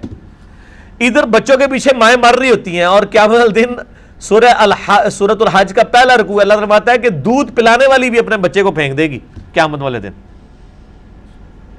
وہ بھول جائے گی. اللہم اجرنا من النار، اللہم اجرنا من النار، اللہم اجرنا من النار. اللہم من احییتہ منا فاحیہ علی الاسلام ومن توفیتہ منا فتوفہ علی الایمان. الا ذالک هو الخسران المبین. اب پھر الا آ گیا اور کنوں کاٹ لو یہ گل کہ اصل میں سب سے بڑی ناکامی یہ ہے کہ کوئی شخص قیامت والے دن اپنے اور اپنے گھر والوں کو ہار بیٹھے. لوگ کہتے ہیں جی دنیا میں بچوں کا مستقبل نہیں بنا سکا، یہ ناکامی ہے. اللہ تعالیٰ ہمارا ہے کہ اصل ناکامی ہے کہ قیامت والے دن کوئی ہار بیٹھے اپنے اور اپنے گھر والوں کو. اچھا یہ گھر والوں کا ساتھ ساتھ ذکر ہو رہا ہے کیونکہ گھر والوں کی وجہ سے بیڑا غرق ہوتا ہے. یہ لوگ حرام و حلال کی تمیز جو گواتے ہیں نا گھر والوں کی وجہ سے کر رہے ہوتے ہیں نا. زیادہ تر ایسے ہی ہوتا ہے کہ بیویاں یا بچے جو ہیں وہ ایسی ڈیمانڈ کر دیتے ہیں جس کی وجہ سے حلال و حرام کی تمیز ختم ہو جاتی ہے. لہم من فوقہم ظلل، ان بدبختوں کے اوپر آگ کا کہ سمجھ لیں کہ بادل ہوں گے، من النار آگ میں سے، ومن تحتہم ظلل نیچے بھی آگ کے شعلے، یعنی جس کو کہتے ہیں نا وہ پورا روسٹ کیا جائے گا ان کو، اوپر بھی آگ نیچے بھی آگ. ذالک یخوف اللہ بہ عبادہ، یہ وہ چیز ہے جس سے اللہ اپنے بندوں کو خوف دلا رہا ہے. یا عبادی فاتقون، پس میرے بندوں ڈر جاؤ. یار اس سے زیادہ اور کس انداز سے سمجھایا جائے؟ اللہ تعالیٰ ہمارا یہ وہ چیزیں ہیں جس سے ہم تمہیں ڈرا رہے ہیں تو میرے بندوں ڈر جاؤ. لیکن ہم کہتے ہیں نہیں اللہ ڈرنا کی ڈرنے کی کون سی بات ہے، جو کچھ بھی ہے تیرے محبوب کی امت سے ہے. ہمیں تو یہ نسبت کام آ جائے گی، ہمیں نمازیں پڑھنے کی کیا ضرورت ہے. اور سیم بنی اسرائیل میں یہی بیماری تھی. اور سورۃ البقرہ میں اللہ تعالیٰ نے فرمایا کہ یہ اللہ سے کوئی عہد لے لیا انہوں نے کہ ہم ان کو اس طرح ہی چھوڑ دیں گے. جس نے ایک گناہ بھی کیا اور اس گناہ نے اس کو گھیر لیا وہ مارا گیا ایک گناہ پہ. یہ 7 یونیورسل ٹروتھ آئے ہیں سورۃ البقرہ میں. سورہ بقرہ قرآن کے شروع میں کیوں ہے؟ نازل تو ہوئی ہے یہ 2/3 قرآن نازل ہونے کے بعد مدینے میں جا کے. مکی قرآن 2/3 ہے. 75% 80% قرآن نازل ہو چکا ہے. اس کے بعد سورہ بقرہ نازل ہوئی ہے. قرآن میں پہلے نمبر پہ ہے. سورۃ الفاتحہ تو مقدمہ ہے نا. کیوں؟ اس لیے کہ تم سے پہلے بھی ایک لاڈلی امت تھی، وہ بھی یہی کہتی تھی جو کچھ بھی ہے اللہ تیرے محبوب بندے ہیں، ابراہیم کی اولاد سے ہیں، 3 کتابیں ان میں نازل ہوئی، دیکھو ان کے ساتھ ہم نے کیا کیا. قیامت تک کے لیے لعنت مسلط کر دی ہے ان کے اوپر، یہودیوں کے اوپر اور نصارہ کے اوپر. تو تم یہ کچھ نہ کرنا. میں نے بلکہ ارادہ کیا ہے، مجھے اگلے دن بھی یہ چیز بڑی یعنی نا کلک کی ہے کہ یہ جو 7 یونیورسل ٹروتھ ہے نا اس پہ ایک مسئلہ نمبر ریکارڈ کروایا جائے. ان کا عنوان ہی صرف ہو 7 یونیورسل ٹروتھ آف قرآن، 7 آفاقی حقیقتیں اللہ کی طرف سے جو اللہ تعالیٰ نے اپنے بندوں کو بتا دی ہوئی ہیں کہ دیکھو بھی میرا یہ رول ہے، میں نے کوئی کسی کا لحاظ نہیں کرنا. اس میں ایک یہ بھی تھا کہ ہمیں اگر اللہ تعالیٰ نے دوزخ میں پھینکا تو چند دن کے لیے پھینکے گا، دشمنوں کی آنکھ میں دھول جھونکنے کے لیے. اللہ تعالیٰ ماتا یہ تمہیں کس نے کہہ دیا ہے؟ تم نے اللہ سے کوئی عہد لے لیا ہے اس معاملے میں؟ ٹھیک ہے، اللہ تعالیٰ تو نہیں چھوڑے گا. اس طریقے سے نا یعنی ان کے جرموں کی داستان سنا کے پھر اینڈ پہ اللہ تعالیٰ نے اپنا ایک رول بیان کیا، 7 یونیورسل ٹروتھ. ویسے تو سورہ بقرہ پہ آپ یہ شروع کے 4 رکوع چھوڑ کے نا اس کے بعد کے جو 9 رکوع ہیں نا بنی اسرائیل پہ جو فرد جرم عائد کی گئی ہے وہ آپ ذرا 9 رکوع پڑھیں، ان میں یہ 7 یونیورسل ٹروتھ آئیں گے. قرآن کلاس میں تو آلریڈی ریکارڈڈ ہے.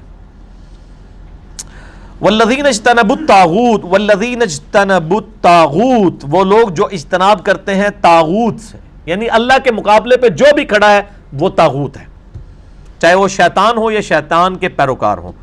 ان یعبدوہا، کہ وہ اس کی عبادت کریں، وانابوا الی اللہ، اور وہ اللہ کی طرف رجوع لانے والے ہیں. لہم البشرا، ان کے لیے ہے بشارت. فبشر عباد، پس میرے بندوں کو بشارت دے دیجئے. اور وہ بندے کون ہیں جن کے لیے بشارت ہے؟ وہ ٹنی نہیں ہوں گے، سن سنا کے سننی نہیں، پڑھ پڑھا کے سننی. الذین یستمعون القول، جو بات غور سے سنتے ہیں، فیتبعون احسنا، اور پھر ہر اچھی بات کی پیروی بھی شروع کر دیتے ہیں. خالی سنتے نہیں ہیں، انفارمیشن تو ماشاءاللہ بہت ہے، ہم بچپن سے ریڈیو پہ سن رہے ہیں جی قرآن مکمل ضابطہ حیات ہے، اسلام مکمل ضابطہ حیات ہے، لیکن جو یہ بیان کر رہے ہوتے ہیں نا اینکر پرسن، انہوں نے خود قرآن کبھی کھول کے نہیں پڑھا ہوتا. کئی قرآن کے مفسرین ہیں قرآن کی تفسیر لکھ کے فوت ہو گئے ہیں لیکن خود اس پہ عمل نہیں کیا. عمل کرنا تو کسی اور چیز کا نام ہے. تو اللہ تعالیٰ مانتا ہے وہ صرف بات سنتے نہیں ہیں، اچھی چیز کی پیروی کرتے ہیں. اور ایک معنی یہ ہے کہ جو بات سنتے ہیں اس میں سے جو اچھی چیز ہوتی ہے نا سب سے اعلیٰ درجے کی، اس کی پیروی کرتے ہیں، اعلیٰ درجے کے دین کو اڈاپٹ کرنے کی کوشش کرتے ہیں بجائے یہ کہ کنارے کنارے پہ چلنے کے. اولئک الذین ھداھم اللہ، یہ وہ لوگ ہیں جنہیں اللہ نے ہدایت دی ہے. واولئک ھم اولو الالباب، اور یہی لوگ ہیں جو اصل میں عقل مند ہیں. اصل اللہ تعالیٰ ہمارا عقل مند وہ ہیں جو مرنے سے پہلے پہلے اللہ کو پہچان لیں، اللہ کی تعلیمات پر عمل شروع کرتے ہیں. افمن حق علیہ کلمۃ العذاب، بھلا بتاؤ تو کہ جس کے اوپر عذاب اللہ کی طرف سے پکا ہو چکا ہے، افانت تنقذ من فی النار، تو اے نبی علیہ السلام آپ ایسے شخص کو چھڑوا لیں گے آگ سے؟ لو جی کوئی ہو رہا ہے گنجائش ہے، یہ سنگولر کے سیگے سے نبی علیہ السلام کو خطاب ہو رہا ہے کہ جس کے اوپر ہم نے عذاب کا فیصلہ کر دیا ہے، افانت، اے نبی کیا تم تنقذ من فی النار، بچا لے گا ایسے شخص کو جس کو ہم نے آگ میں پھینک دیا ہے؟ تو لیکن مسلمان کیا کہتا ہے؟ مسلمان کہتا ہے جی خدا کا پکڑا چھڑائے محمد، محمد کا پکڑا چھڑا کوئی نہیں سکتا۔ ہاں، اور اللہ تعالیٰ کیا فرما رہا ہے اے نبی علیہ السلام، افمن حق علیہ کلمۃ العذاب، جس کے اوپر اللہ نے عذاب کا فیصلہ کر دیا، افانت، کیا تم تنقذ من فی النار، ایسے شخص کو آگ سے بچا سکتے ہو؟ سرکار میں پھر وہی جملہ بولاں گا، جو رب قرآن اور سنت میں آیا وہ اور ہے، اور جس رب کا تعارف ہمارے آباء و اجداد، ماں باپ اور علماء نے کروایا وہ رب اور ہے۔ یہ دیکھ لیں، ورنہ کسی نے یہ شعر کہنے تھے؟ دیکھ لیں کتنے سخت آیات ہیں یہ۔ لیکن الذین اتقوا ربہم، لیکن وہ لوگ جو اپنے رب کا تقوی اختیار کرتے ہیں، لہم غرف من فوقہا غرف، ان کے اوپر تو ان کے لیے تو ملٹی سٹوری بالا خانے ہوں گے، بلڈنگز ہوں گی، مبنیۃن، بالا خانہ بنے ہوئے، تجری من تحتہ الانہار، جن کے نیچے نہریں رواں ہوں گی۔ وعد اللہ، یہ اللہ کا وعدہ ہے، لا یخلف اللہ المیعاد، اللہ تعالیٰ اپنے وعدے کی خلاف ورزی نہیں کرتا۔ کسی کو وہم بھی نہ آئے کہ یا اللہ دنیا میں تو ہم نے مفلسی کی زندگی گزاری، ڈردے ڈردے، اے نہ آخرت ہی کچھ نہ لبے، اللہ تعالیٰ بے فکر رہو، کوئی وعدہ خلافی نہیں ہوئے گی، بالکل۔ حالانکہ اللہ کو یہ بات کہنے کی ضرورت نہیں ہے، اللہ تعالیٰ تو سچا ہے، لیکن اس کے باوجود اللہ تعالیٰ اس لیول پہ اتر کے بات کر رہا ہے کہ تاکہ کسی کے دماغ میں وہم بھی نہیں آئے کہ بھئی میں نے وعدہ خلافی کو نہیں کرنی، ٹھیک ہے نا؟ ایسا نہیں ہونا، جو ہم نے فیصلہ کر دیا وہ فیصلہ ہونا ہے کہ ہم اپنے پیغمبروں کے ماننے والوں کے لیے جنت اور نافرمانوں کے لیے دوزخ۔ الم تری ان اللہ انزل من السماء ماء، کیا تم نے نہیں دیکھا کہ اللہ تعالیٰ بے شک آسمان سے پانی نازل کرتا ہے، فسلکہ ینابیع فی الارض، پھر اس کو زمین میں جاری کرتا ہے، ثم یخرج بہ زرعا مختلفا، پھر اس کے ذریعے کئی فصلیں اگاتا ہے، الوانہ، مختلف رنگ کی جدا جدا، ثم یہیج فتراہ مصفرا، پھر یہ خشک ہوتی ہے فصل، اس کے بعد تم دیکھتے ہو کہ وہ زردی مائل ہو جاتی ہے، ثم یجعلہ حطاما، اس کے بعد وہ چورا چورا ہو جاتی ہے۔ یعنی گندم کی فصل دیکھیں، بیج بویا جاتا ہے، فصل نکلتی ہے، ہریالی ہوتی ہے، کسان کو خوبصورت لگتی ہے، پھر زرد ہو جاتی ہے، پھر کاٹ لی جاتی ہے، اور پیچھے کیا رہ جاتا ہے؟ توڑی، چورا۔ یہ نباتات کا، پلانٹ کا لائف سائیکل ہے، انسان کا بھی یہی لائف سائیکل ہے، پیدا ہوتا ہے، جوانی کو پہنچتا ہے، بوڑھا ہوتا ہے، پھر اینڈ پہ زمین میں دفن۔ تو یہ اللہ تعالیٰ اس کا کمپیریزن کرا رہا ہے، ان فی ذالک لذکری لاولی الالباب، دیکھو اس میں ہے نصیحت کی بات ان لوگوں کے لیے جو نصیحت، جو عقل والے ہیں۔ کیا کہ جس طرح یہ فصل اگتی ہے، اپنے جوانی کو پہنچتی ہے، پھر الٹیمیٹلی یہ ڈراپ سین ہوتا ہے، اور اس طریقے سے انسان کا بھی لائف سائیکل ہے، انسان کے اوپر کبھی بھی عروج نہیں رہنا، الٹیمیٹلی موت اس کا مقدر ہونی ہے۔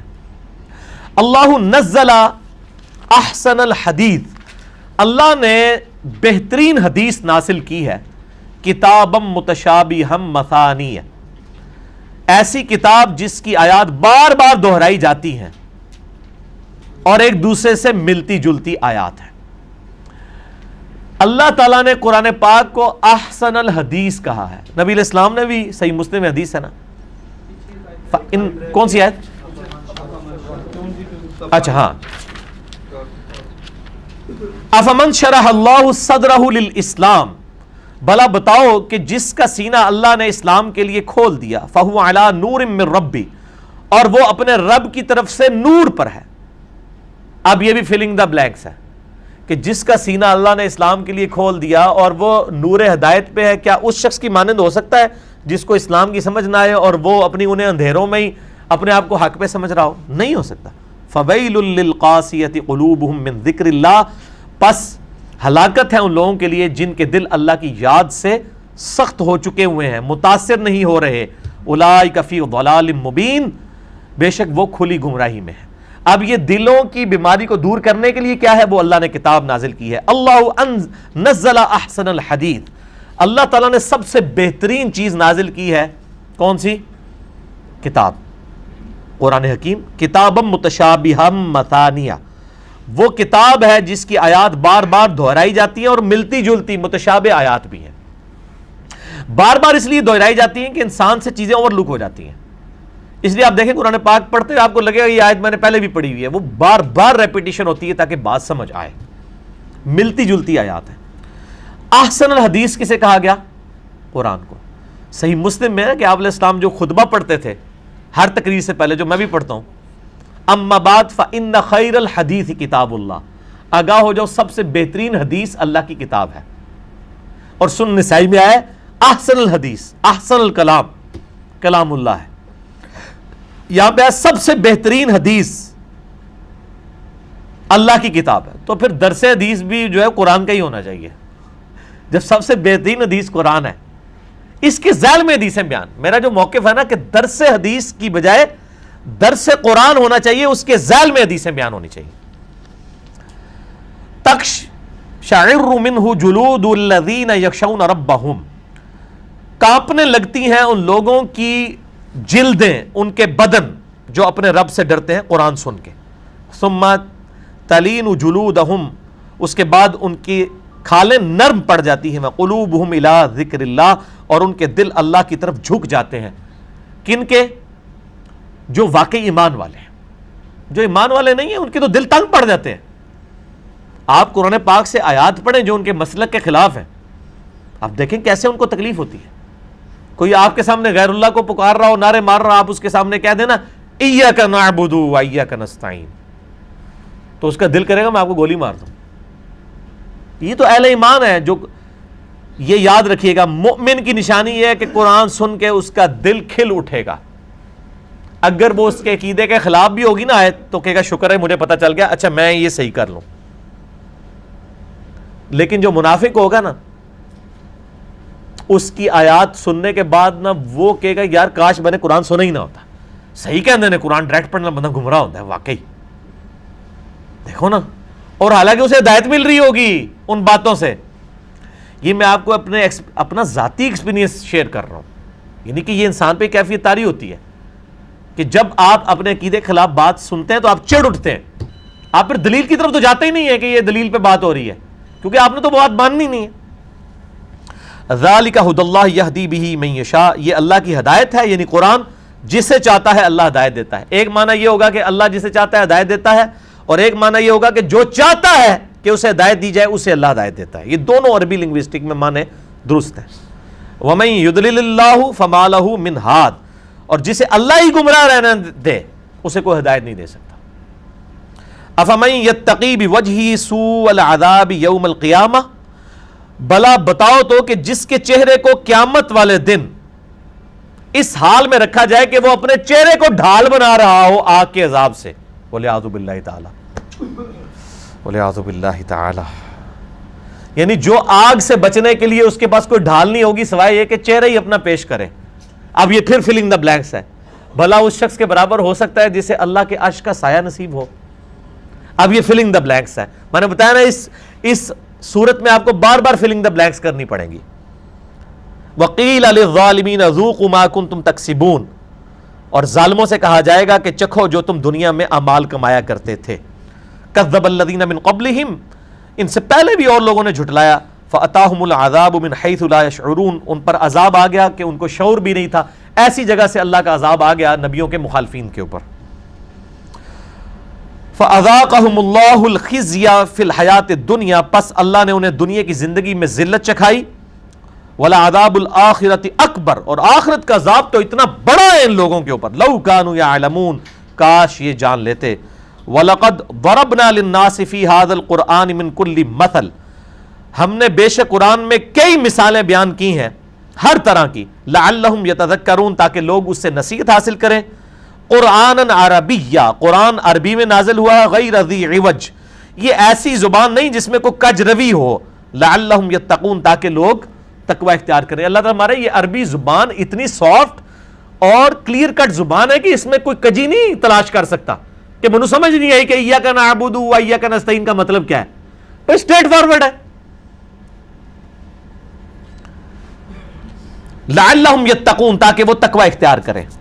اب اللہ تعالیٰ نے آخر میں ایک مثال دی ہے اس پارہ نمبر 23 کے اینڈ پہ، ضرب اللہ مثلا رجلا فیہ شرکاء، اللہ تعالیٰ مثال بیان کرتا ہے ایک ایسے غلام کی جس میں کئی مالک حصہ دار ہیں، متشاکسون، جو ہے بھی بڑے بدخو اور بڑے بدتمیز قسم کے مالک ہیں، تو اس غلام کی کیا حالت ہوگی؟ غلام ایک ہے، مالک بے شمار ہیں، اور ہے بھی سارے سخت مزاج ہیں، تو اللہ فرماتا ہے اس کی کیا حالت ہوگی؟ یعنی اتنے سخت مزاج ہیں کہ ایک نگاہ مار کے ساڑ دیں، کہتے ہیں بڑے گرم بزرگ نے فلانے، وہ بڑے ڈاڑے نے، تو اللہ تعالیٰ مارا ہے کہ وہ ایک بیچارہ، اور پھر ان کی حالت یہ ہے چونکہ یہ ایک اللہ کے نہیں ہوتے نا، تو ہر ایک سے ڈر رہے ہوتے ہیں۔ ہم نے خود اپنے آفس میں دیکھا ہے کہ وہ ایک ڈرائیور تھا، وہ اب تک خیر اللہ نے ان کو ہدایت دے دی ہے، تو وہ ہم جب سفر پہ روانہ ہوتے تھے نا، دور بھی کوئی مزار نظر آتا تھا نا، وہ ایسے کر کے ایسے سلام کر رہا ہوتا تھا، کوئی مزار وہ چاہے کسی کا بھی نظر آ رہا ہے نا، اس کو کوئی جھنڈا بھی نظر آ گیا نا تو ڈرتے ہوئے ایسا سے پھر وہ کرتا ہوتا تھا۔ اب اللہ نے اس کو ہدایت دے دی ماشاءاللہ، تبلیغی جماعت کی برکت سے۔ میں اس لیے کہتا ہوں تبلیغی جماعت بڑا ایسٹ ہے، کم از کم ڈیٹم لیول کی توحید تو لوگوں کی کلیئر کر دیتی ہے۔ تو اب ہم اس کو کبھی کبھار چھیڑ رہے ہوتے ہیں کہ تو کوئی چنڈا نہیں سے چھڑتا، اللہ دے بندے کو مزار نہیں سجتے دونوں، تو بڑا گستاخ ہو گیا، تو سیدھے ہی لنگ جانا ہے آگے۔ تو اب ماشاءاللہ اس نے داڑھی بھی رکھ لی ہے اور وہ ماشاءاللہ نمازی ہو گیا، بڑا پکا موحد ہو گیا۔ تو میں آپ کو بتا رہا ہوں کہ یعنی جو ایک خدا کا ہو جاتا ہے نا، پھر سب سے بے پرواہ ہو جاتا ہے۔ اللہ فرماتا ہے کہ یہ پھر ہر ایک کے آگے جھکتے ہیں، اور حقیقت بات ہے۔ اور پھر اس لیول تک وہ پھر انہوں نے مزارات بنائے ہوئے، پھر کہتے ہیں نہیں اس مزار پہ آپ نے اس وقت تک نہیں جانا جب تک کہ فلاں مزار پہ پہلے نہ چلے جائیں، کیونکہ بزرگ ناراض ہو جاتے ہیں، کہتے ہیں پہلے مائی باپ دی قبر تے جاؤ، ہے نا اس طرح۔ اچھا اس طرح یہ ایک جگہ نہیں ہے، بے شمار جگہ ہے یہ۔ اچھا وہ کہتے ہیں پہلے مائی باپ تے جاؤ، تو اللہ تعالیٰ ایک ایسا ہے جو بیچارہ اس کے سارے اتنے بڑے ہیں اس کے جو اس کے اوپر دعویٰ رکھتے ہیں، وَرَجُلًا سَالِمًا لِلرَّجُلِ، اور ایک ایسا غلام ہے جو ایک ہی مالک کا پورا ہے، وہ کہتا ہے میرا مالک ہی میں اور کسی نے کچھ نہیں سمجھتا۔ هَلْ يَسْتَوِيَانِ مَثَلًا، کیا ان دونوں کی مثال برابر ہو سکتی ہے؟ الحمدللہ، اللہ آپ نے دیکھے، ہم نے جب کہا نا کہ میں نے جب یہ کہا کہ یہ مثال برابر ہو، آپ نے کہا کہ نہیں، اب یہ اس میں معذوف تھا، تو اللہ نے کہا الحمدللہ، دیکھو اللہ کے لیے تمام تعریفیں ہیں، یعنی یہ بات بالکل واضح ہوگی کہ یہ دونوں برابر نہیں ہو سکتے۔ بل اکثرہم لا یعلمون، لیکن اکثریت اس حقیقت سے ناواقف ہے۔ یہاں کہتے ہیں ہم تعداد میں زیادہ ہیں اس لیے حق پہ ہیں، اللہ ہمارا جو تعداد میں زیادہ ہے نا انہوں نے پتہ ہی کچھ نہیں، الف بے نہیں دین دی پتہ۔ انک میت و انہم میتون، اے نبی آپ کو بھی موت آنی ہے اور آپ کے مخالفین کو بھی موت آنی ہے۔ ثم انکم یوم القیامت عند ربکم تختصمون، پھر قیامت والے دن تم اپنے رب کے حضور جھگڑو گے جو دنیا میں تمہارے علمی اختلافات تھے۔ یہ سورہ الزمر کی آیت نمبر 31 پہ ہمارا پارہ نمبر 23 الحمدللہ مکمل ہوا۔ پارہ نمبر 24 میں ہم اس کے بعد سٹارٹ کریں گے۔ یہ آیت بھی بڑی امپورٹنٹ ہے، سورہ الزمر آیت نمبر 30۔ انک میت و انہم میتون، یہ سنگولر کے سیغے سے، اے نبی آپ کو بھی مرنا ہے اور آپ کے مخالفین کو بھی، پھر قیامت والے دن اللہ تعالیٰ فیصلہ کر دے گا۔ یہ آیت سیدنا ابو بکر صدیق رضی اللہ تعالیٰ عنہ علیہ السلام نے نبی علیہ السلام کی وفات پہ تلاوت کی تھی، صحیح بخاری میں 8-10 طرق اس کے آئے ہیں۔ یہ آیت اور سورہ آل عمران کی آیت نمبر 144، وما محمد الا رسول قد خلت من قبلہ الرسل افئن مات او قتل انقلبتم علی اعقابکم، محمد تو نہیں ہے صلی اللہ علیہ وآلہ وسلم مگر ایک رسول ہی، اگر یہ فوت ہو جائیں یا جنگ میں شہید کر دیے جائیں کیا تم دین سے الٹے قدم پھر جاؤ گے؟ جو کوئی دین سے الٹے قدم پھرے گا اللہ کا کچھ نہیں بگاڑ سکے گا، اور جو ثابت قدم رہے گا اللہ اس کو جزا دے گا۔ یہ دو آیات حضرت ابو بکر صدیق نے بخاری شریف میں آتا ہے کہ نبی علیہ السلام کی میت کے موقع کے اوپر تلاوت کی، اور اس سے پہلے آپ نے وہ خطبہ کا سٹارٹ ہی کیا، من کان یعبد محمدا فإن محمد قد مات، یاد رکھو جو محمد صلی اللہ علیہ وآلہ وسلم کی عبادت کرتا تھا تو جان لے کہ محمد صلی اللہ علیہ وآلہ وسلم کو موت آ چکی ہے۔ ومن کان یعبد اللہ، اور جو کوئی اللہ کی عبادت کرتا ہے، فإن اللہ حی لا یموت، تو بے شک اللہ تعالیٰ زندہ ہے، اسے کبھی موت نہیں آئے گی۔ بہرحال یہ سارا ٹاپک میں نے آلموسٹ پونے دو گھنٹے میں کور کیا ہے۔ مسئلہ نمبر 163، مسئلہ نمبر 163 وفات النبی صلی اللہ علیہ وآلہ وسلم سے متعلق صحیح عقیدہ، اور مسئلہ نمبر 5 ہے حیات النبی صلی اللہ علیہ وآلہ وسلم سے متعلق صحیح عقیدہ۔ اب ہمارے درس کا وقت ختم ہو چکا ہے، اللہ تعالیٰ سے دعا ہے جو حق بات میں نے کہی اللہ تعالیٰ ہمارے دلوں میں راسخ فرمائے، اگر جذبات میں میرے منہ سے کوئی بات غلط نکل گئی اللہ تعالیٰ ہمارے دلوں سے معاف کر دے، ہمیں کتاب و سنت کی تعلیمات پر عمل کر کے دوسرے بھائیوں تک پہنچانے کی توفیق عطا فرمائے۔ سبحانک اللہم و بحمدک اشہد ان لا الہ الا انت استغفرک و اتوب الیک وما علینا الا البلاغ المبین۔ جزاکم اللہ خیرا۔